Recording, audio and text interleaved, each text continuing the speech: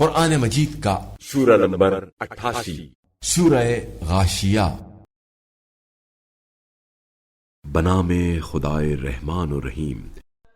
کیا آپ صلی اللہ علیہ وآلہ وسلم کے پاس ہر چیز پر چھا جانے والی قیامت کی خبر پہنچی ہے؟ اس دن کچھ چہرے خوار ہوں گے، وہ مصیبت سہ کر تھکے ہوئے ہوں گے، دہکتی آگ میں جھلس رہے ہوں گے۔ وہ سخت کھولتے ہوئے چشمے سے سیراب کیے جائیں گے، خاردار جھاڑی کے سوا ان کے لیے غذا نہ ہوگی، جو نہ جسامت بڑھائے نہ بھوک مٹائے۔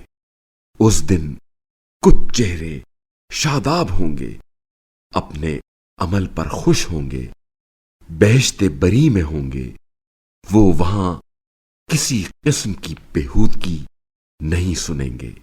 اس میں رواں چشمے ہوں گے، اس میں اونچی مسندیں ہوں گی اور پیالے رکھے ہوں گے، اور ترتیب سے رکھے ہوئے تکیے ہوں گے، اور نفیس فرش بچھے ہوئے ہوں گے۔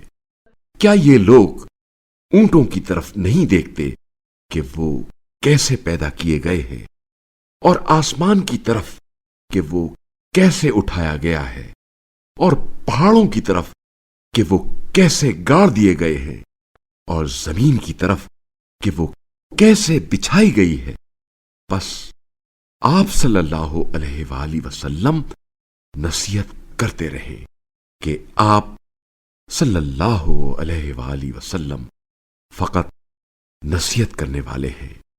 آپ صلی اللہ علیہ وآلہ وسلم ان پر مسلط نہیں ہیں، البتہ جو منہ موڑے گا اور کفر اختیار کرے گا سو اللہ اسے سب سے بڑے عذاب میں مبتلا کرے گا۔